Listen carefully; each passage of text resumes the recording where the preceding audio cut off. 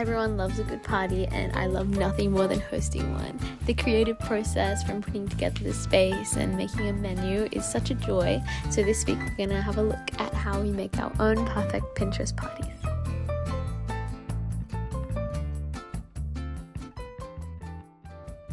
So every good party obviously starts with a mood board. So this is the mood board we have for today. It's going to be a crown making birthday party that we're thinking about what we need for supplies and how to decorate.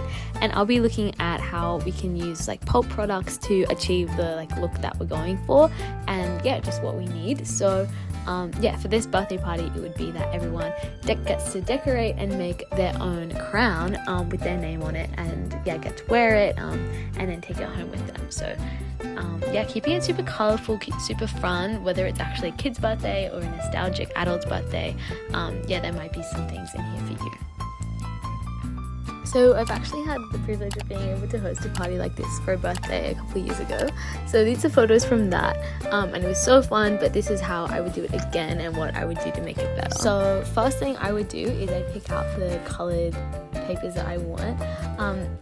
Mostly I would use a white. I would not use quite like a stiff white, but the sort of natural toned down white for everyone, and then they can cut the shapes from that. But I also have picked out a couple colors here. So I picked out a red, I would want a red, and then this teal for one of my close friends, and then pink for one of the others who I know would really love those colors. So I think if I had the list, I would go through and maybe think about different colors I could pick specifically for different people.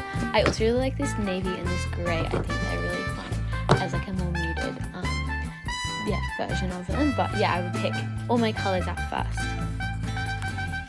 So next you'll be picking the pattern papers that you like. I picked all of these from the wall at Pulp, and they're just fun patterns and to textures to add some interest to the crowns and some layers. I also picked out a big range from our just A6 $1 section of the store, because these are just super easy, and so these just add a bit more variation to the pattern mix.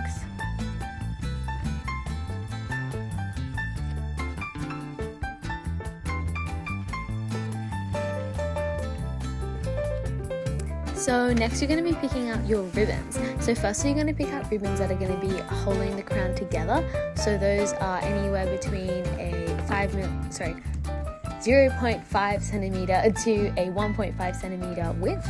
And these are going to tie the back of the ribbon, so you can go super jazzy or you can go really plain. You can put in a velvet, wherever you like, but generally a meter per person, so you can get a bunch of different of the kinds, but also you can get some really fun thick ribbons potentially for decorating. So there's lots of different colors, and you can go as crazy as you want. I also love layering them, so it makes a lot of textural interest and gives it a bit more oomph. You can also get other embellishments like these little flowers, which are so cute. So things like that and stickers. So I have these brown paper rolls, which I would totally get if I was hosting a party at the moment. And then I would lay it out under everything. It would be the first thing I put down. And just people can doodle on it. Maybe they're even going to draw the design that they have for their crown. Now for the centerpiece of the whole decoration, I would be picking out some of these beautiful rosettes and spirals.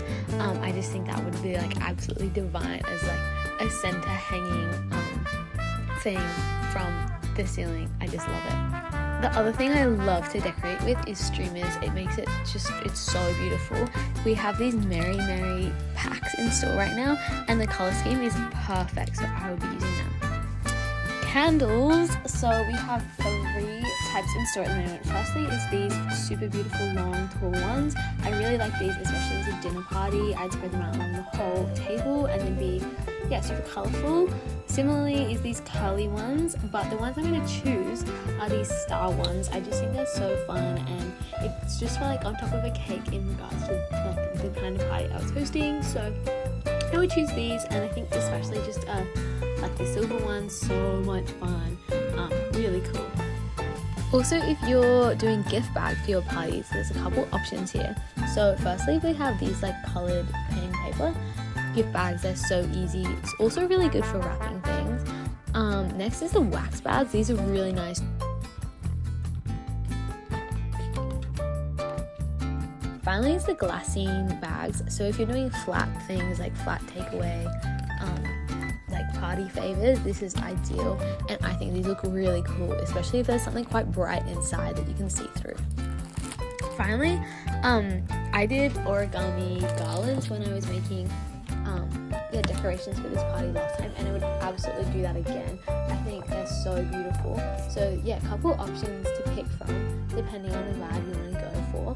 But yeah, I think this is just so beautiful. We do have folded already purple butterflies, which are really cute, but I think being able to choose the colors you want to like complement the streamers and the balloons you have, and then also like the shapes that you want, maybe you don't want butterflies, I think that is just so nice, so I would definitely be doing that again. Finally is invitations. Now obviously I think handmade invitations are gorgeous, but we have some beautiful ones in store at the moment, and yeah, so many options, whether it's like an actual kids party, where it's like dinosaurs, dolphins, all those things, or maybe you're looking for something a bit more fun, maybe fancy Nancy vibes, or keeping it chill, then there's something for you. So these are the ones I would pick. I just love them. I just think so pretty.